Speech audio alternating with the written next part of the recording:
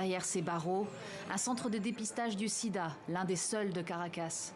Chaque jour, ils sont des dizaines de séropositifs à attendre une consultation pour obtenir des traitements qu'ils ne peuvent pas avoir ailleurs, car plus aucune officine ne peut s'approvisionner en médicaments.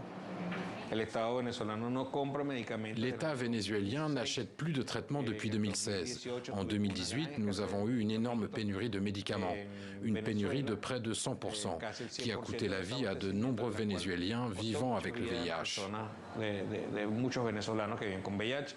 Au Venezuela, plus de 2000 personnes sont mortes du sida en 2021. Le pays est déjà très en retard dans la lutte contre la maladie. La pandémie de Covid-19 a encore empiré cette situation. Ici, comme le reste de l'Amérique latine, du Moyen-Orient ou de l'Asie du Sud-Est, des infections progressent depuis 2020. Une tendance alarmante, documentée dans le dernier rapport de l'ONU-SIDA.